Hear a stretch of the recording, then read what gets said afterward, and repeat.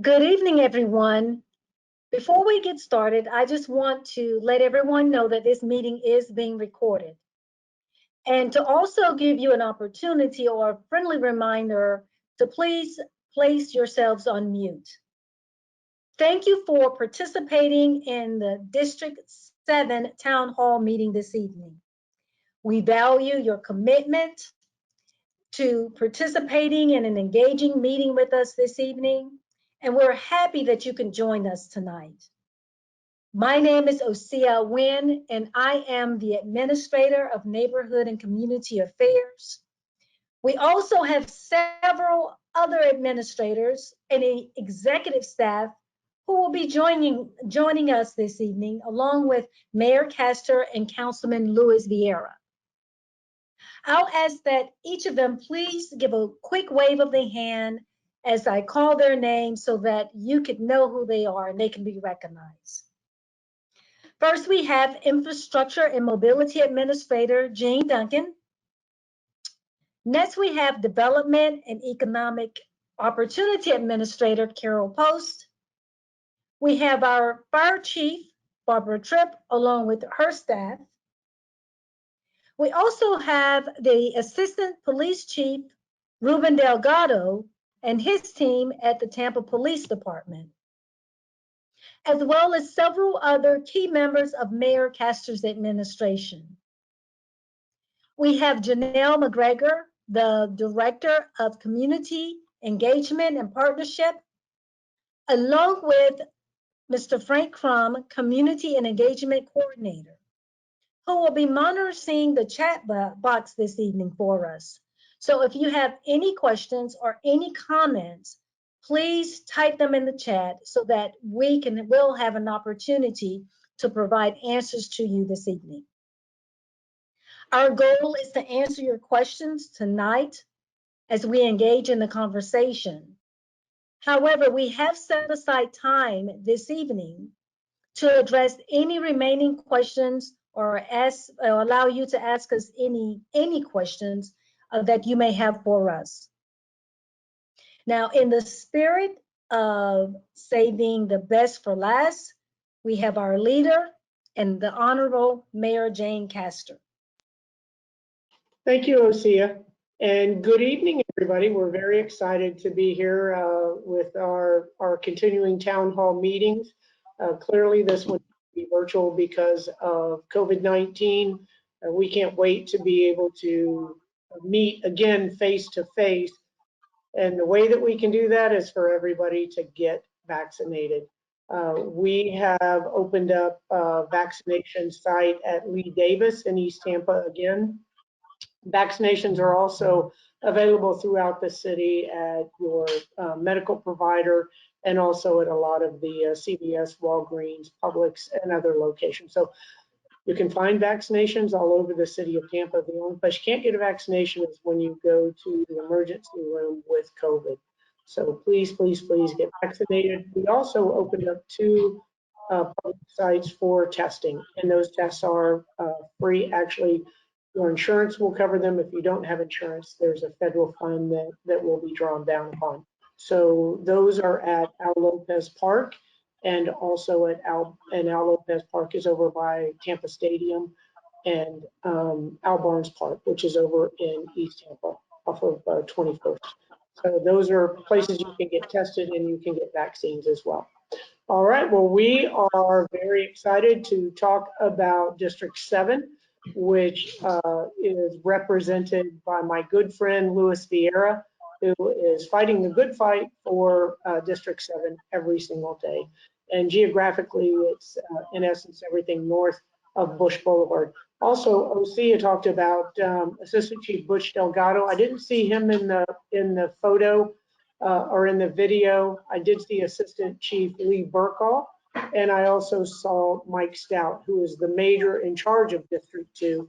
And as you all know, District 2 is everything north of Hillsborough Avenue in the city of Tampa, and Sector D is everything north, or Sector C, I'm sorry, is everything north of Bush.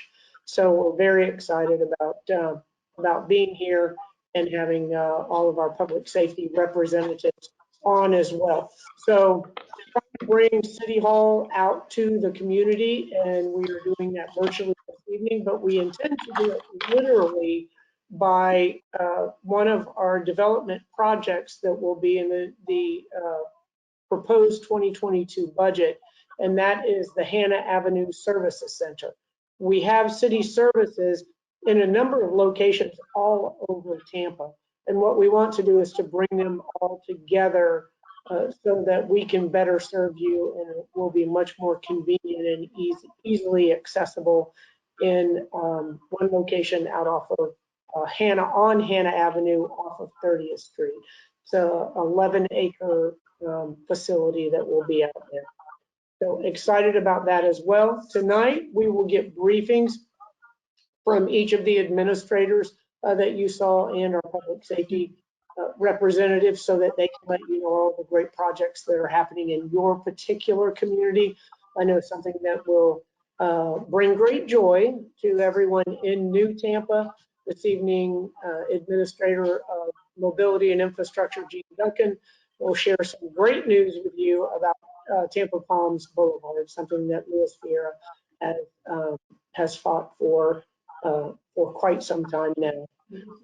We also are going to go over our Transforming Tampa's Tomorrow priorities, and those include transportation, mobility, workforce development, housing affordability, and sustainability and resiliency. We hired the first sustainability and resiliency officer, hey Luis, in the city of Tampa, and he is really doing a great job. Every decision that we make will be woven through the lens of sustainability and resiliency. So very exciting there, and also with a focus on city-centric services, ensuring that we are providing services to you in a stellar fashion, 24 hours a day, 7 days a week. So very proud of that. As we have done since this administration came into office, we do a citizen survey each year. And I am proud to say that the latest survey showed a very, very high trust and with city government and confidence in the job that we're doing each and every day. So I'm very proud of all of our team members and what they do to serve you every day. Some of the issues that were of high importance to our community are the ones that you all know: roads, which includes paving, transportation, our parks, traffic issues, safety issues. So those are things that we will be discussing this evening. So I will turn it back over to Osea Wynn. As she said earlier, please put your questions into the chat area and we will answer those as they come in. So I'm going to turn it, actually, let me turn it over to Luis Viera. Luis, if you are back up and on, I saw you a second ago. Hopefully you didn't fall off. So we can turn it over to you. There you go. All right, Luis, take it away. Oh, you're on mute. There, can you all hear me now? Perfect. Good. I was saying, I'll be honest, I hate technology. I'm a Blockbuster guy, so I'm always late to these things. So because of the same fact, but thank you very much, Mayor, for the kind words, and just everybody who's listening or going to listen. You know, this is a very good year for all of our city of Tampa and for District 7. A lot of good projects that are going to be announced tonight from my Mayor Castor and the administration staff. You know, one of the things that I really laud this budget for, among other things, is public safety. Such an important priority for District 7. New Tampa has some longer than usual response times for Tampa Fire, and North Tampa, of course, needing help with our friends over at Station 13. This is an administration that from day one has supported public safety. That means support for all of our first responders, whether they're police officers, whether they're firefighters, et cetera. And I thank the mayor for her leadership in that regard on so many different issues. But it's a pleasure to be here. I can't be here for the whole event tonight because my son has 2 tests tomorrow that we're cramming for. But I'll be here for a lot of it, and I look forward to seeing it. Thank you again.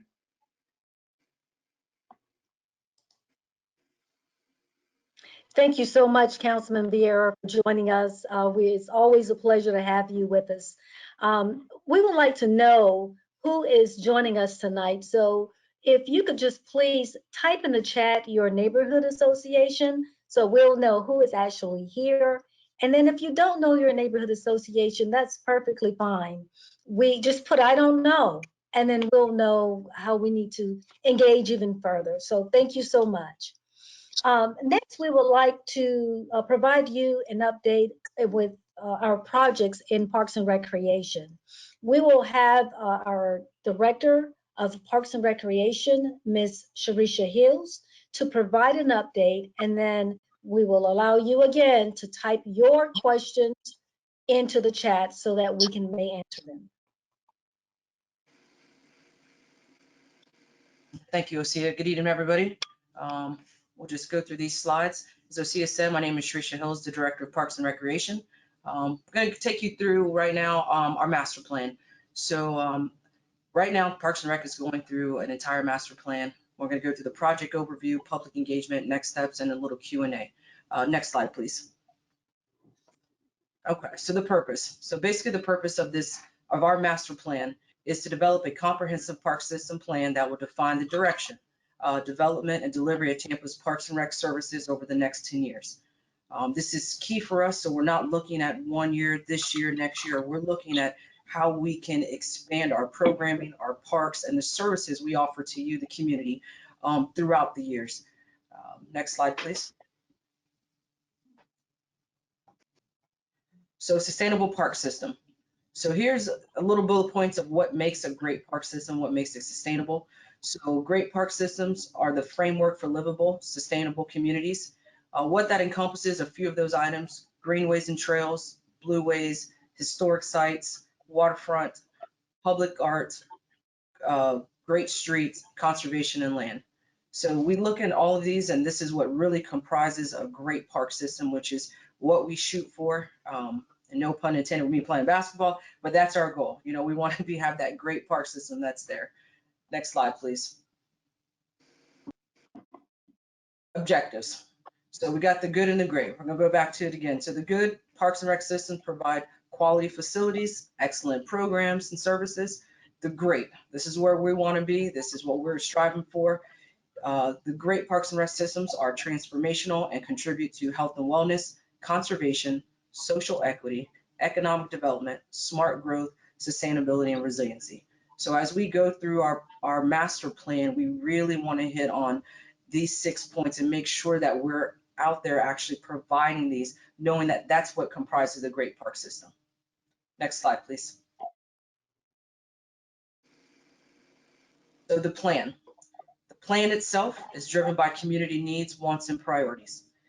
As I talked to our citizens all the time and to you all the time, is this: here in parks, we can say what we want, how we want, and where we want to build it, but it's not about us. Never has been, never will be. It's about our community and what you need and what you would like to see. So that plan definitely comprises of the community needs, wants, and priorities, visionary and aspirational, and provides clear implementation steps. The process itself helps us, energizes the staff and the leadership, so we know we're providing exactly what the community needs. So that makes us happy. I mean, that's what we're here to do. We're here to serve. So if we're doing what you would like, then that definitely energizes us. Integrate seamlessly with other city initiatives, and you'll hear as we go through all the other portfolios of the city how we all work together to make this city great. It's just not about parks, even though our motto is it does start in parks. But we incorporate all the other city initiatives and work with the other departments to make this park system work. And also it's unique to the communities being served. So we have a lot of programs throughout the city that are offered throughout the city, but in certain areas we tweak these programs to ensure that that community, it is unique to that community, it's unique to that park, and that we're serving that community how it wants to be served. Next slide, please. All right, so project initiatives. We go back to integrating seamlessly with the other city initiatives. So as we go through the other portfolios, you'll hear this, but we work with transportation, infrastructure, the public realm, economic development, conservation, And as the mayor spoke about our sustainability and resiliency officer, we ensure that what we're building will last and will be resilient and sustainable for years to come. Next slide, please. All right, project overview. So we are here. So right now, so we started this process last year. As we went through, we met with our consultant. We, as in the City of Tampa Parks and Rec, initially spoke with our consultants to put together what we would like to see. That consultant then went out, spoke with our mayor, our chief of staff, other administrators, other departments, key stakeholders in our community to get their input. Then we moved on to, I say, the most important people to talk to, and that's you, the community. So right now we're going through our public engagement process. We have surveys that are online. They are still active. We are actually within our last week. So if you haven't gone on there, I'm asking you, please, please, please go on there, fill out the survey. And again, this basically lets us know what you would like to see, not only in your area, your district, but the city as a whole. Whether it's a program, a park, new initiatives, new pool, renovations, whatever it is, we want to hear from you. So that's kind of where we are right now. Again, that wraps up at the end of this month. After that, September 2021 to November, it goes back to the consultant. They start compiling all the information from speaking to the community and all the stakeholders that we have out there. And then they will put it all together and give it to us. This plan will be in our hand and as a book in March of 2022. So we understand people say it's a process. It's been a while and we hear you, but for us, we want to make sure we get it right. So we want to make sure we engage everyone and truly put this together so it can help us, again, as we develop 10, 20 years from now. Next slide, please. Public engagement. Okay. So here are the objectives. I won't hammer it down, but again, it's about you and getting engaged with you. So we want to develop an open, a transparent, and inclusive process. If you go to our website, we actually have a website dedicated strictly to the master plan. So it's yourtampaparksplan.com. You can go in there, you can see where we are in the process, you can see all the steps that we've taken, but it will walk you through what we have. Make specific efforts to engage underrepresented groups, garner balanced input from diverse groups, engage department and city staff, educate the public on the importance and roles of parks, and of course, make it fun. That's what it's all about. Have a good time, make sure that we are engaging everybody, but to definitely make sure that you enjoy it. Next slide, please. Here's our outreach process, the strategies and techniques. So these are the things that we have done and gone through, press releases and handouts. I'm not going to read every bullet point. We have QR readers, so we have signs out within our parks. So if you're out walking, take your phone, you can scan it. It is mobile friendly, so you can take the survey from your cell phone. We've engaged our various neighborhoods in our CRA newsletters. We've gone to areas where it says traditionally unrepresented. So the Blacks, the West Tampa and the East Tampa, we've gone out there. I know Asia has herself gone on the radio, has spoken about this. We've gone to various meetings. We put it in the paper. We put it in print in English and in Spanish. We've gone out traditionally overlooked areas, the elderly, the children, and immigrants. For those that who are unable, who don't have internet at home, who need a little bit of help, you can actually walk into our computer centers, go into our computer labs in our centers. We have staff there that will walk you through and help you through the entire process. Next slide, please. Basically, here's the website I was saying. So if you haven't done it, I'm going to give my push again. Please, please, please, yourtampaparksplan.com. Virtual open house, online surveys, all the project updates you need. If you have any questions, everything is on there and you're able to ask those questions. Next slide. That's what I have for you. So please, please, please fill it out. Thank you so much. Appreciate your time. Thank you so much, Sharisha, for providing that outstanding update and keeping us informed. I would like to ask all of the participants to please put your questions in the question box so that you will allow us an opportunity, afford us an opportunity to answer them during this session. Next, we have Ms. Jean Duncan, who will provide an update on the projects that are related to infrastructure and mobility. It's all on to you, Jean. Thank you so much, Asia. Appreciate that. Good evening, everyone. It's truly a pleasure to be here this evening and share some information with you. As the mayor mentioned, we do have a citizen survey that was conducted that gave us sort of a sense of what's on people's minds, what they're interested in knowing more about. And as you can imagine, especially at this time of year, a lot of interest in flooding and what kind of stormwater projects we have on the radar. There's always an interest in transportation, no matter what time of year. So I want to share a little bit about that part of our portfolio. And then there's an interest in water quality, water availability. Lots of parts of the city of Tampa have a lot of development going on. So I think people are correlating that with, what's to come in the future. Do we have enough resources to support the growth? And we certainly do. That's the good news. Next slide, please. So just wanted to show this photo, which probably looks pretty familiar to many of you, no matter what part of town that you live in. You're obviously often traversing our city and running into this type of a scene of construction. As lots of people like to say, that's progress happening right then and there when you see these construction sites. We do apologize for that inconvenience, but the good news when you see this is evidence of the city of Tampa transforming Tampa's tomorrow, which is the mantra that we're following under Mayor Castor. And basically what that means is we're investing dollars to improve the quality of life for all of our citizens and visitors. And with the infrastructure mobility portfolio, we literally have hundreds of projects where we are replacing water lines, wastewater lines, stormwater systems, and roadways, and all the related infrastructure that go with those sectors. So we're excited to be improving the quality of life for everyone and also creating a better economy with all the jobs that this work is creating by us putting this work out on the streets. Next slide, please. Just want to touch on our stormwater division a little bit. If you can see the map, I know it's a little hard to read probably, but there's a lot of yellow dots on this map of the city of Tampa. Each of these dots represents a major stormwater project that is in some state of activity.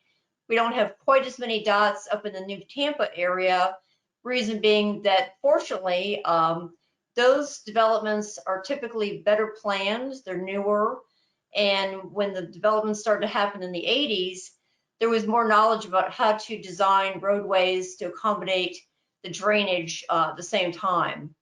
But I know all of us travel around the entire city, so we will make your trip a little bit safer and less flooded with all the projects we have going on throughout the entire city of Tampa. Next slide, please. Just wanted to give a quick one example of one project that is in the North Tampa area. This is our North Tampa Closed Basin project. This particular part of Tampa doesn't have an existing stormwater system in place, nor is there anywhere for the water to go. It's sort of like a big bowl up in that general area. So we've had a project going on for some time and we're continuing to work on it to improve flooding in that general area. We're purchasing properties and assembling those to create stormwater ponds. We're going to connect those ponds into a system that will ultimately have a pump system and a piping system to remove that stormwater from the streets and from properties. We're doing all of these projects through that sustainability and resiliency lens. This is another strong philosophy from Mayor Castor, that we need to look at everything through a sustainability and resiliency opportunity. She's actually hired our very first sustainability and resiliency officer, Whit Remmer, and he's provided a lot of good creative ideas and guidance, suggestions. And so this project will certainly have some of those components, such as what we call green infrastructure. Those are project components that are helpful to the environment. So this particular project will be adding a lot of water quality with the stormwater ponds that we'll be building. So relieving flooding, improving the environment, it's all things that we want to do. Next slide, please. Want to mention a few things about mobility or transportation. Again, that's always an issue for all of our citizens, no matter what part of the city you live in. The mayor some months ago declared the city of Tampa a Vision Zero city. And basically what that means is we're setting the bar very high, where our goal, lofty as it is to have 0 fatalities or serious injuries on our roadways. And we're going to make that happen through a number of means. Certainly the roadway improvements are one of those main ways to do that, but it's also education, behavior changes, and just making folks own the roads more in terms of how they're driving on the road and be more cognizant of the trip they're making and less distracted when they're driving. Next slide, please. This is just to show you how we tackle that Vision Zero goal. We have to tackle that goal from many different angles. And the way we do that is we have lots of different types of transportation projects to keep tweaking and improving our transportation network. We have everything from complete streets where we're narrowing travel lanes to create traffic calming, a stop sign program to put in more 4-way stops for safer intersections, crosswalk improvements, sidewalks, and then other things such as seawalls and bridge repairs that are the bigger type projects to make sure those big parts of the transportation network are fully functioning. Next slide, please. Wanted to mention a really popular program that Mayor Castor brought to us, which we thought was a wonderful idea. I'm thinking maybe she got this idea as she was driving around in her former days as a police officer on one of her beats and watching things happening around our different schools. But this program is called Crosswalks to Classrooms. We basically engage with different elementary schools. We get the principal and teachers involved and the students, and come up with an appropriate artwork to put in one of their key crosswalks to their school campus. And in the process of doing this, we not only add an aesthetic character to the school area, but we're also educating the students and making them more aware of roadway safety and how to properly cross the road and to be safe when they're having to cross the street.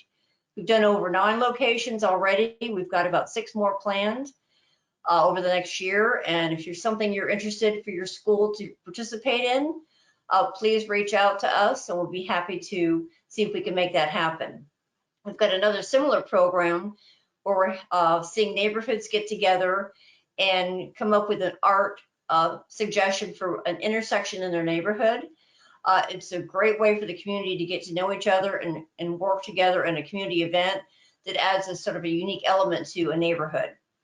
And also our painted curb extensions, those are just basically more in our higher populated areas, such as the downtown, where we're painting different parts of the roadway to add more safety and awareness for bicyclists and drivers.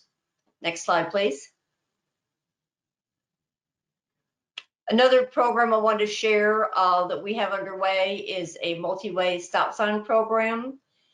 We recently had some allowances with the Federal Highway Administration where they recognized that 4-way stops in particular locations are a very safe way to improve the safety of the intersection and also introduce some traffic calming.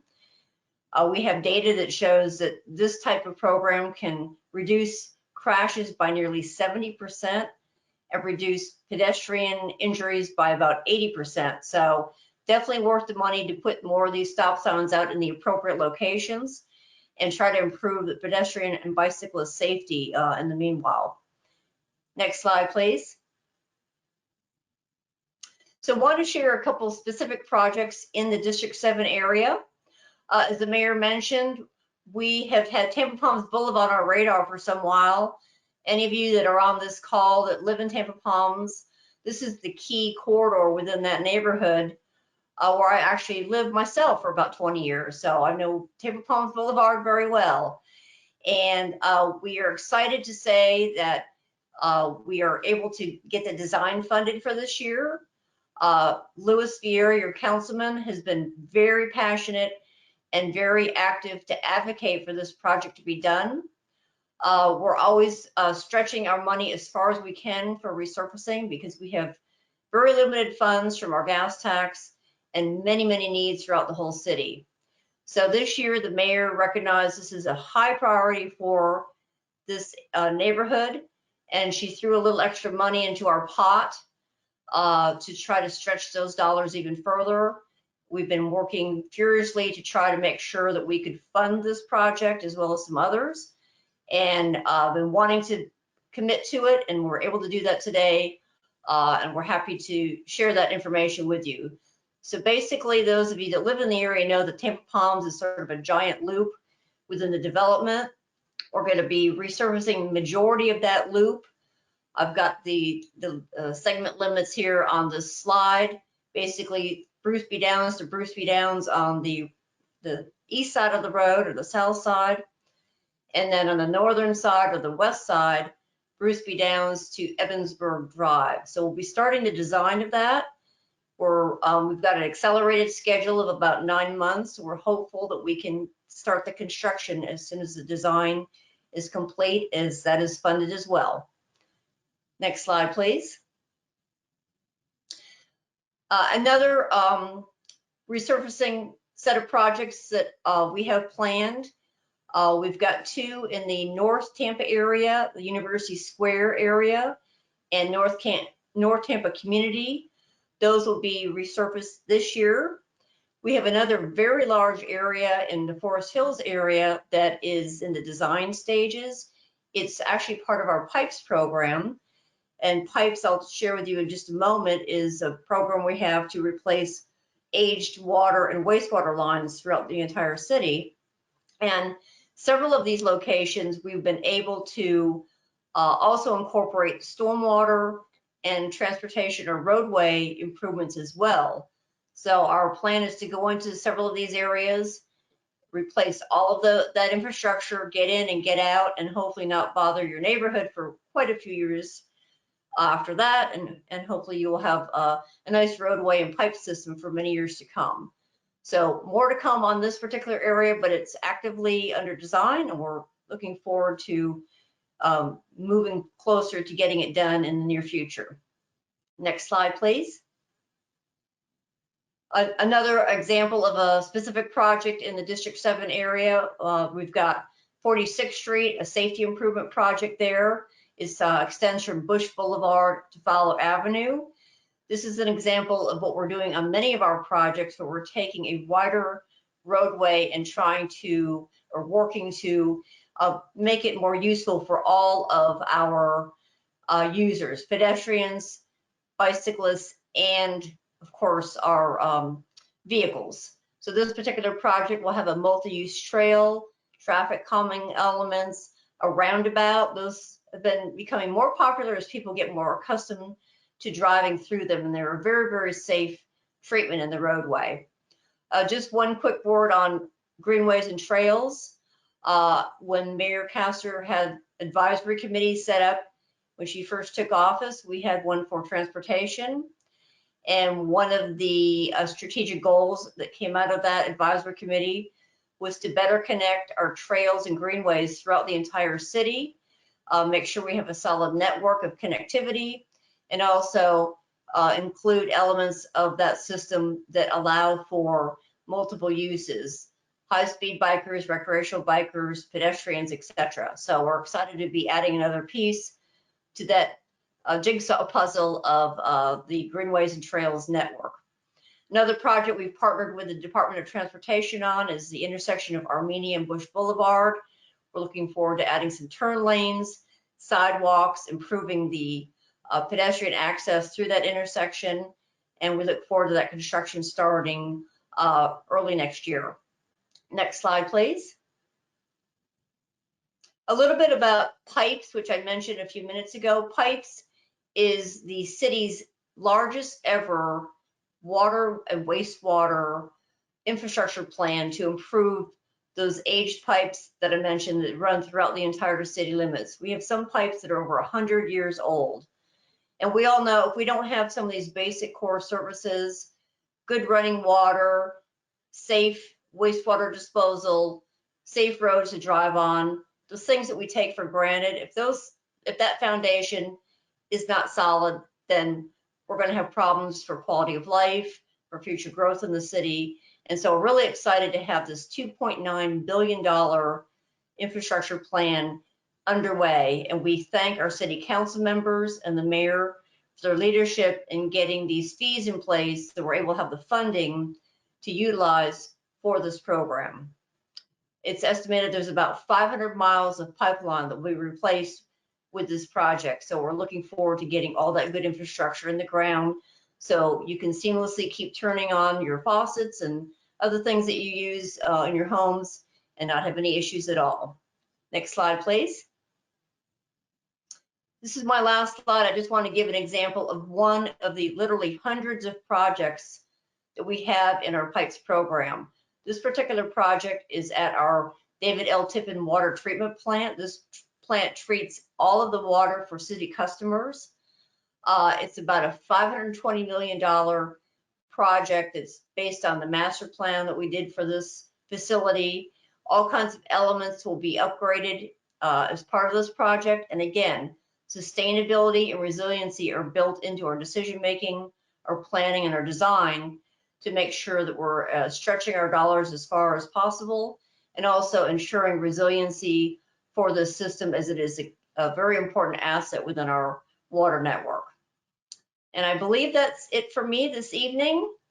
If anyone wants to reach out to me on the crosswalks to classrooms or any other information you're seeking, I'm going to give you my phone number. It's 813-274-8045. And look forward to answering any questions you have through that method or through the chat this evening. Thank you so much. Thank you so much, Jane, for providing an update on the projects that are currently taking place in District 7, as well as what the residents in District 7 can expect for upcoming projects in your area. Next, we'll turn to Carol Post, who will provide an update on the development and economic area within the city. Great. Good evening, everyone. Thank you, Osea, and thank you, Mayor Castor and Councilman Viera, for bringing us together tonight. A lot of good information to share. And I have a widespread portfolio as well. But for purposes of tonight, wanted to focus on those items that we think are most germane to the community at this point in time, and that is housing affordability, the development and planning agenda, and the overall economy relative to COVID and some of the things that the city has done to overcome some of those challenges. So next slide, we will start with housing affordability and housing initiatives. So next slide. There are literally dozens of housing initiatives that are underway at any given time, intended to help a wide spectrum of our community that have various needs and are at various income levels and housing affordability levels. This is very much just a snapshot of some of the key areas that we attempt to support, starting with bringing new construction online to add affordable housing units to the supply. We rehabilitate as well those units that already exist, and we also strive to have first-time home buyers supported so that folks can experience that dream, that sort of American dream. We are also introducing new programs to support our growing homeless population. I want to focus for just a second, though, on the new construction. The first bullet reflects a program that specifically will be occurring in District 7.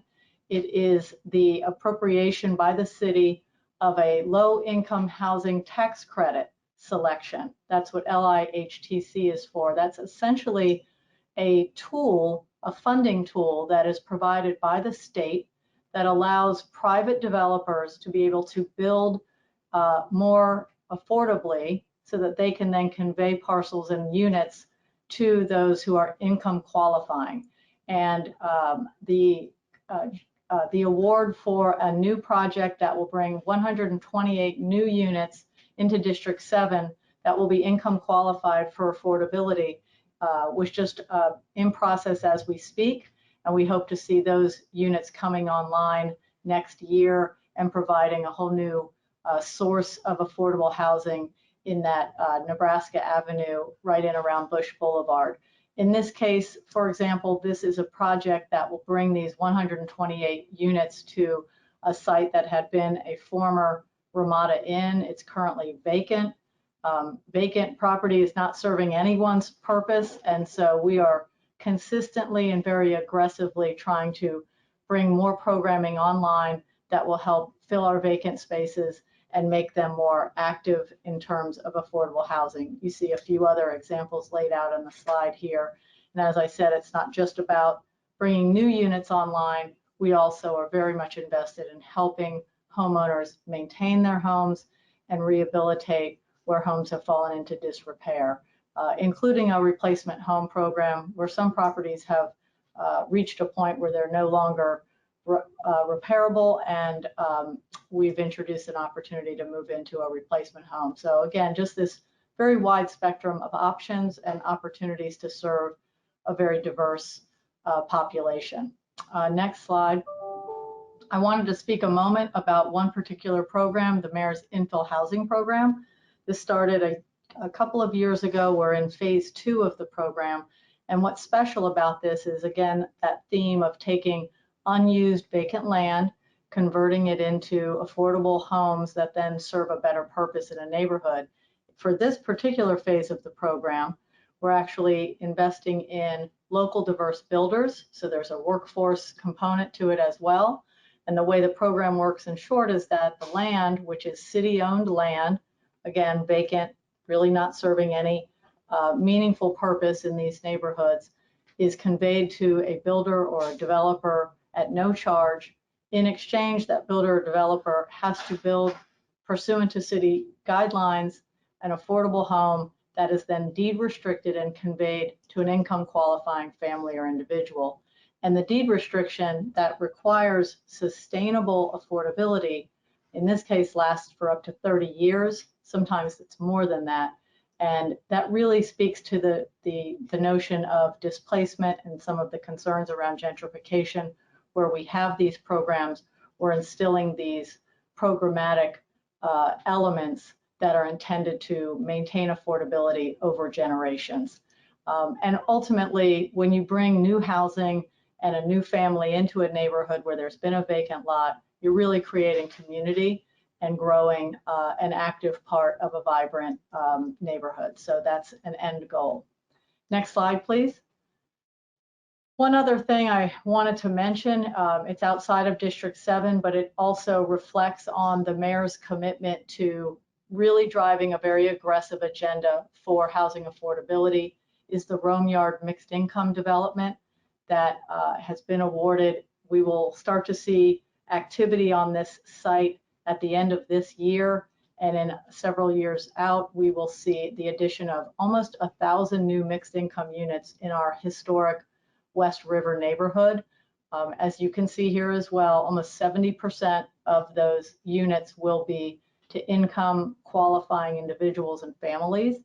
And that's a substantial amount that is mixed with market rate and for sale townhomes.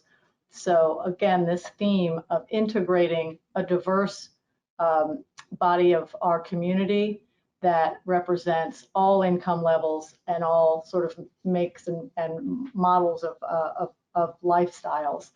There's a lot of additional amenities that will come out of this large development. Again, out of a vacant lot serving very limited purpose, we will see job training, cultural center, a lot of community space, commercial space. And lastly, as with the Mayor's Infill program, there's a workforce element, which is a commitment by this program to hire 40% of the workforce, which results in about $75 million worth of development funds to our local diverse builders, contractors, and tradespeople. Next slide, please. So shifting out of housing, again, just giving that a snapshot, looking at some of our development and planning, some of the mayor's commitment to development and planning was to help make it easier to do business in the city of Tampa. Our building department is booming, our growth is booming, and we want to be able to support that in a responsible way. We are still a regulatory agency, and we want to make sure that buildings and development is done in a safe way. But given that there are so many requirements and guidelines, we want to make it as easy as possible. This is just a snapshot of how we've changed a lot of our website and our web presence, available to anyone who is interested in coming through the process.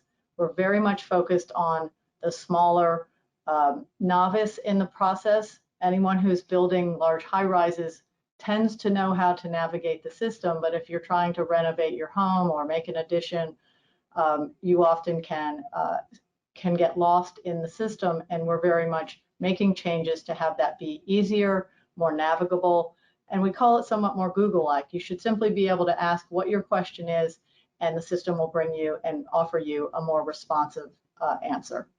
Next slide, please. In addition, we want to have greater transparency. As I said, the city is booming, there's development and growth almost everywhere, and we get a lot of inquiries about kind of what's happening there. You might be curious about what's happening on your block or around the corner from you, and we've now introduced a program that's online, easily accessible, where you can simply put in the building address or the property address. It pulls up a map similar to the one you saw earlier, the small dots. When you hover over the dot in question, it will provide to you the details of what's going on that particular block, what's being built there, and what you can expect. So this is available citywide for residential and commercial permits, and we certainly welcome folks to take advantage of that increased transparency. Next slide. Also adding additional guidance and application materials. Again, that theme of making it easier, cutting the red tape, really making it a much more streamlined way to navigate the system, whether you're building something complex or you're simply doing a home improvement. We want to make it as easy and predictable as possible to navigate the system. Next slide. And in addition, again, Mayor Castor is really committed to helping small businesses and individuals. So we have a couple of programs that are targeted just for that audience. This is one of them. Our Fast Pass program was introduced last year, and it's meant to essentially take people who are doing small jobs, small home improvement, or if you're starting up a small business and have additional needs, kind of get them out of the line and be able to do a same-day review and in most cases a same-day permit for small-scale projects. The list of some of those are identified here. We're adding to this list pretty frequently. And again, the idea of just making it as easy as possible to navigate, regardless of what your experience with the department is. You should be able to get in and out with ease and be on your way to continue the project that you have underway. Next slide. I think this is one last example of really tailoring our services to those who might need the help the most. And in this case, we have a homeowners night. We had to suspend it during COVID, but it will be back online in the fall. And this is essentially exclusively for homeowners and small businesses. It's done after hours when they often are more available. We have staff on site that the applicants can come through and sort of step through the process hands-on and leave the building that evening with a permit. We have a couple of our happy customers from earlier pre-COVID reflected here, but also again really emphasizing that we're here to provide assistance, guidance, and really help folks navigate to be able to accomplish whatever their building or their project is. And next slide. Lastly, on building is we are very much holding ourselves accountable for delivering on our functions and services. We have a range of dashboards that are available to the public. I invite anyone to visit anytime and see what our turnaround times are, what our deliverables are, and how well we are doing at performing and holding ourselves accountable for service delivery. We have about 24 different metrics that we use to measure our performance, and we're very transparent about that. If we're falling behind because demand has increased, it helps us to adapt and adjust and always be able to maintain sufficient service levels for building review, inspection scheduling, and those things that are so vital to a project. And next slide, please. So moving on then, those were mostly initiatives associated with day-to-day operations. We have also made a substantial investment in long-term planning. And you hear this theme now from my two colleagues prior. It is about sustainability and resiliency for our city. We have our city planning department is specifically focused on that kind of theme. You see a couple of studies here, both concerning our comprehensive plan, which is the underpinning of what gets built in our city, where, how, and why, as well as a coastal area action plan and a sea level rise study for our city, which is obviously very vulnerable to natural weather events. Next slide. Couple of additional studies in flight. You heard already about the Parks Master Plan. We also have a complementary urban forest plan. We're all very, very proud of our tree canopy here in the city, very interested in maintaining it and managing it, and that will be undertaken through a continuous study that examines what those needs are and how to make sure we stay current with them. And next slide. I wanted to focus a couple of slides on some developments that are going on in District 7. Those of you familiar with the old University Square Mall site, there has been a lot of activity there in the last year and a half, and that activity will continue. You can see here, I won't go through the full list, but a lot of programming that is being planned and developed. This is done in concert with city, county, and a host of other stakeholders who are very aggressively pursuing the revitalization of this area. I know Councilman Viera has also been very invested in how this takes shape and what needs that it will provide and serve. And we're very interested in feedback about the direction that this is taking.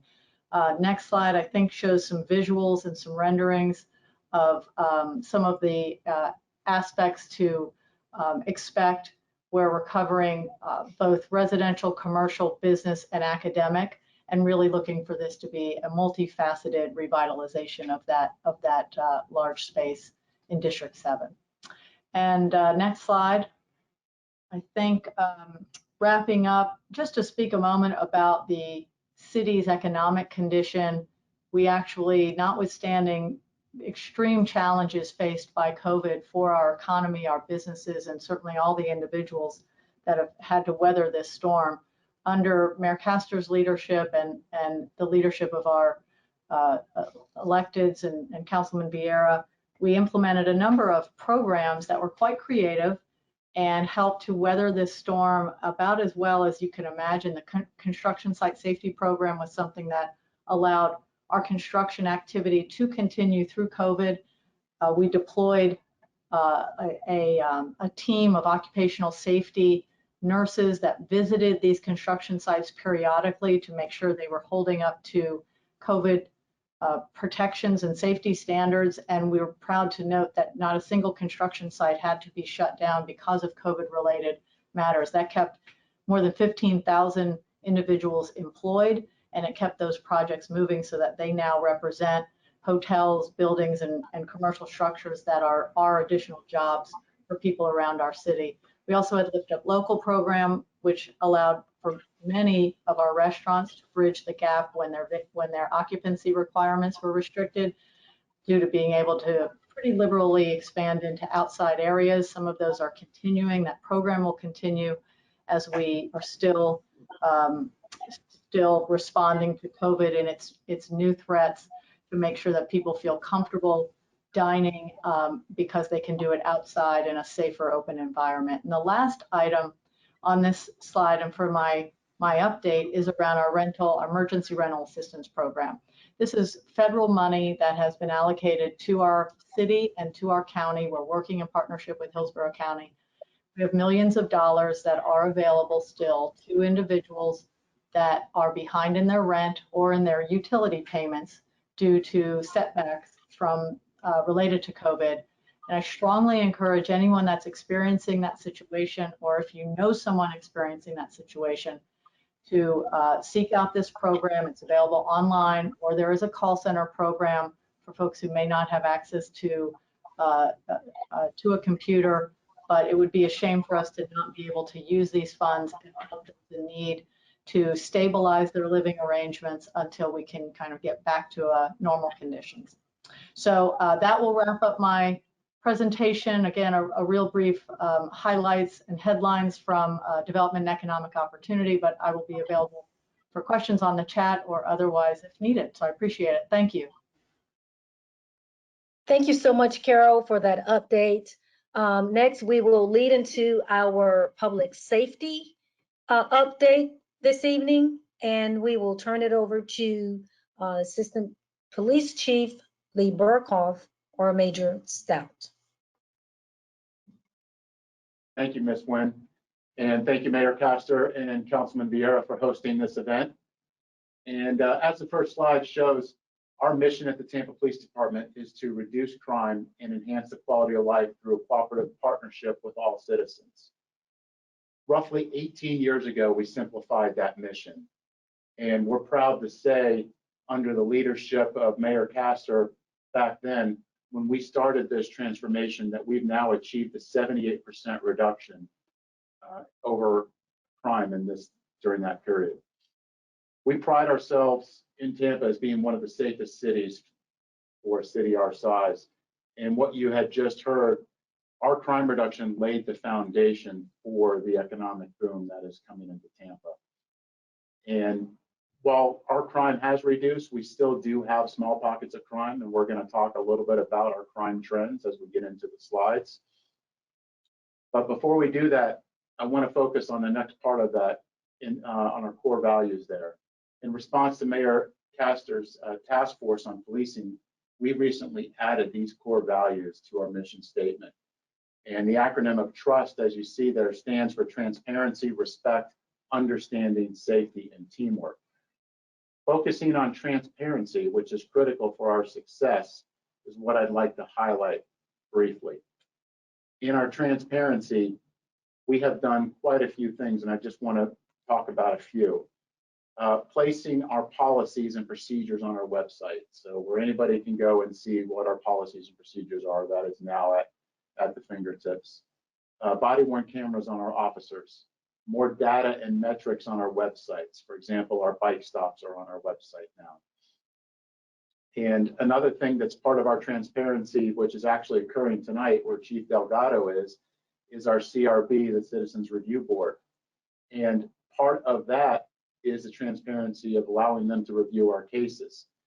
On our website, I do want to mention that we are looking for applicants for that board.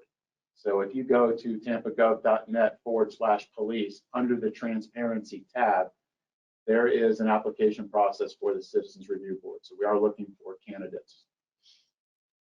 And the other thing that you'll see on our website, I'll talk about when we get to it a little bit more, is our Vacation Watch program, our porch roll calls, and then the other community outreach programs that we have.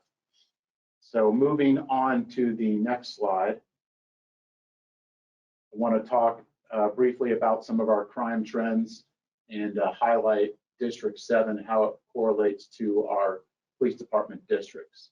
So you can see District 7's highlighted there in yellow on the top of the screen, and that encompasses our Patrol District 2. Major Michael Stout, who's here with me, he's the major of that district, and Captain Pat Messmer is the sector commander over the majority of that highlighted. You would take the time to write down their phone numbers. They would be an excellent resource for you for anything police related. So the crime trends that we're seeing are violent crime, obviously, and auto burglaries. So we will highlight a few of those. So for example, auto burglaries, let's just take that in consideration. We're a 20% increase in auto burglaries over this time last year. 300 more cars were broken into. 80% of those cars were unlocked. And what we're seeing an increase, which is correlating to our violent crime, is a ton of firearms being stolen out of cars, actually 51% increase in firearms stolen from vehicles. So this year, so far, year to date, we've had 128 firearms stolen out of the vehicle. Violent crime is actually on the rise, and you saw on the news yesterday, we had a press conference of a 4-year-old that was inadvertently hit and killed in a drive-by shooting. And that's something that we need the community's help for in solving these crimes. Locking vehicles is one thing that everybody can do in removing firearms from their vehicles. If we were to lock our vehicles and remove firearms, we could have prevented 128 firearms from being on our streets. So as violent crime is increasing, what we've done and we've established and evolved over the years is our Violent Crime Bureau. And that Violent Crime Bureau is headed up by a captain, an intelligence unit, a gun unit, a knifing unit, a VIP list, and decentralizing and putting additional officers on the street to assist detectives in solving violent crime. So moving forward the results of some of our violent crime initiatives, we've recovered nearly 360 firearms off the street in the first half of this year. So that's huge, but we still need your help and assistance. In some ways where we've actually made a difference is through abatement programs and alcohol permits. So these clubs, the hookah lounges, the clubs that have the issues, and going after their alcohol permit. And that actually has made a difference. In one case in District 1, just sending that letter actually gave that club and got them into compliance. In another case, we actually have a city council hearing coming up where we're looking at suspending their alcohol permit for 30 days. So as you can see on this slide here, community policing is what we are invested in, and we know, we've mentioned this before, there's 400,000 residents in the city of Tampa, there's just under 1,000 officers, so we can't be effective without the community's help and input. And here's highlighting several of the things that we do for our community engagement. And one of the first ones listed there is our front porch roll calls, and also our vacation watch program.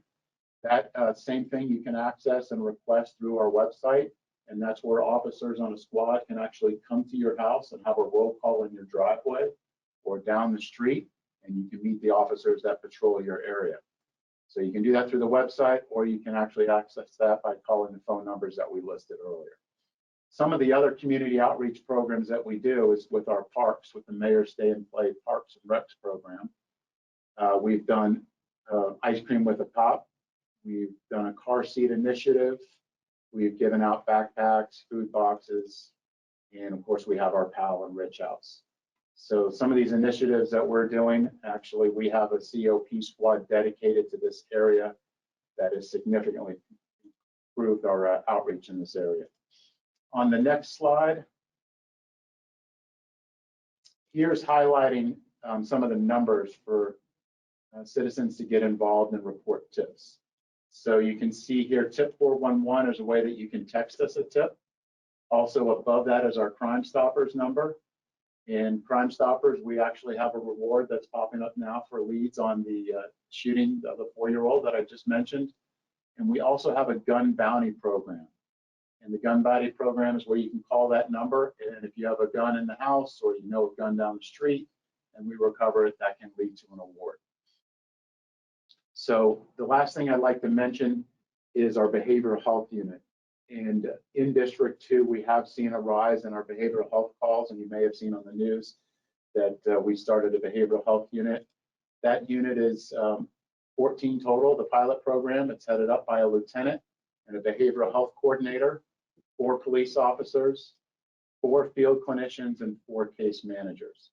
So we're still trying to get applicants for the field clinicians, but as soon as they're hired, this program will be up, and the goal is for them to assist the officers in the behavioral health calls so that they have more time to do the crime fighting and community outreach. So I just want to leave you all with my phone number as well. If you want to take the time to write that down, it's Lee Burkhoff, and it's 813-244-5747. So thank you, and we'll be looking forward to any questions in the chat later. Thank you so much, Lee Burkhoff, Chief Burkhoff, for this input that you provided to us tonight. Now we will transition into our Tampa Fire and Rescue with Chief Barbara Tripp. Good evening, everyone. This is Chief Tripp with Tampa Fire Rescue. Thank you, Ms. Osea, for the introduction, and thank you, Councilmember Viera, for allowing us to talk to your district. And once again, thanks to Mayor for continuing to lead the city of Tampa. So we're going to talk about the fire department. Of course, the city of Tampa, Tampa Fire Rescue is always going to uphold the mission, meaning to protect our community and provide the immediate service for all requests. So we want to make sure that we are here to serve our community, and we will be there for you. So we're going to continue to follow up on this mission. And next slide.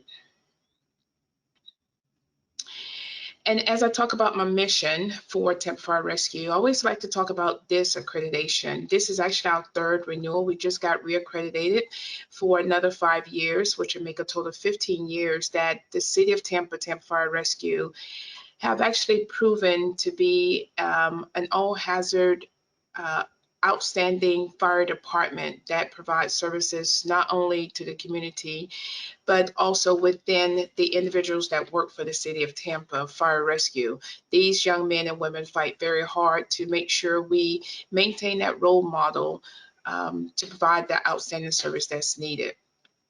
With this accreditation, it provides great community alignment. It actually shows us areas that we can improve, and it also facilitates and inputs build positive relationship with the labor.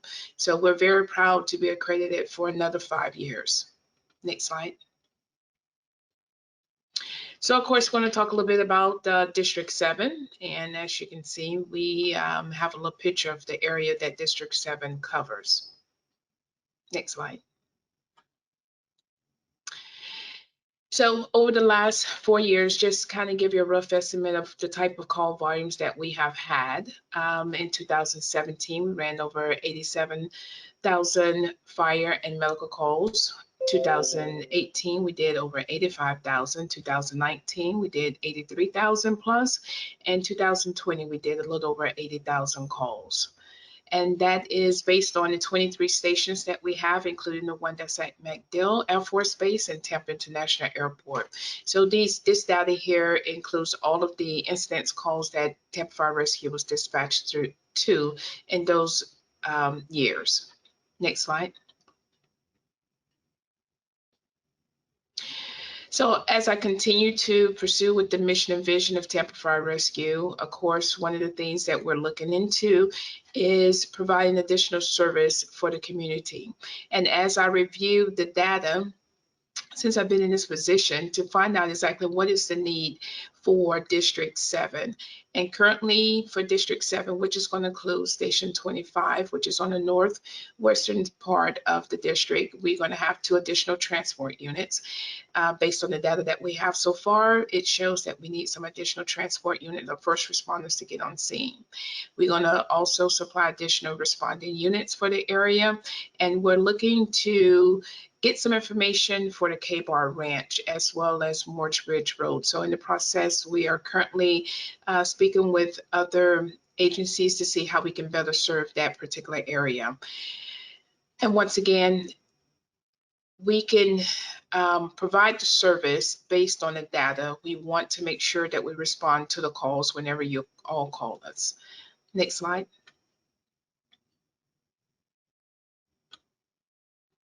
One of the things that I want to continue is get involved in the community. And what's involved in the community as far as doing community events. Going to partner with local medical facilities to provide first aid to the community, as well as be involved into community events within the public, and also teach some fire safety and education. So this is one of the goals that we will be doing within the next year. Next slide. And that is the end of my presentation. You can always feel free to give me a call or email me at Barbara, BARBARA .tripp, TRIPP @tampagov.net, or 813-274-0000. 813-274-7527. 813-274-7527. Thank you and have a great evening. Thank you so much, Chief Tripp, for providing that update to us from Tampa Fire Rescue, and for police chiefs as well, and Major Stout, who provided us the update on the police department. We've been actively answering questions. This is your opportunity. If you have not had an opportunity to ask a question in the chat or in the question box, to do so at this time. For all the questions, if we have not had an opportunity to get to them, we will provide responses. Councilman Viera is unable to join us for closing remarks. So at this time, we will turn the mic back over to our Mayor Castor to see if she has any closing remarks for us. Thank you, Osea, and thank you to the entire city staff that participated this evening. As you all can see, there's a lot going on in District 7. We have, as far as safety is concerned, you see that we've put a great deal of effort into providing stellar fire rescue service. Also, I know that there was a question about a mental health program that's being used in another state, in Oregon.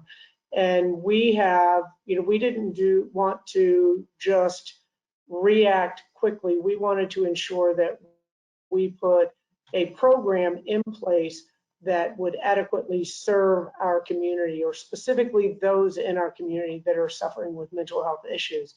And so in this budget, we have funding for counselors that will be co-responders with plainclothes officers that have training in the area of mental health above and beyond what all officers have to be able to respond to those calls for service. In addition to that, we will address the mental health issues the same way we've addressed crime through the years, and that is in a proactive manner, making sure that we are reaching out to those individuals that have called in the past with any type of an issue to ensure that they have the services they need, their caregivers have the service they need. All that we can do to keep them healthy and stop those 911 calls from ever happening. That's the best way to keep everybody safe in our community, especially those that are struggling with the mental health issues.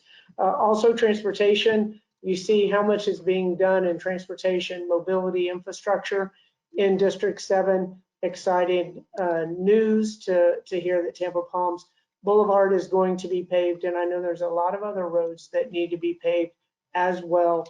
Unfortunately, what the community overwhelmingly voted for in the All for Transportation was undermined by one individual, but that doesn't mean we're going to stop. We're going to continue to maintain our roadways the best that we can, and then look at another ballot initiative for our transportation needs throughout Hillsborough County.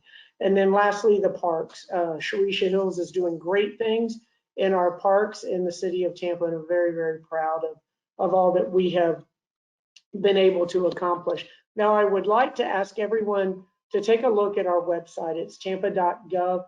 You can find out so much information there. You can find out about the projects that are ongoing, permitting, safety, all of the statistics or the information that you would like to hear about. Also, we have put our budget on there. There is a link at tampa.gov to the City of Tampa's proposed 2022 budget. That's been presented to council, and there are 2 upcoming community meetings, hearings for that budget. So I would ask that you please take a look at that. You can see exactly where the city funds are going to be spent in this next year, and they will be spent in those areas that I highlighted in the very beginning. So I feel that this is a budget that has been very inclusive.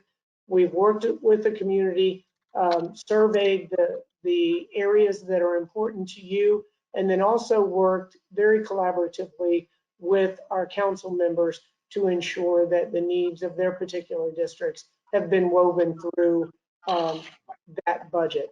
And we're doing all of this so that we can be very transparent and very accountable in all that we do to serve you each and every day.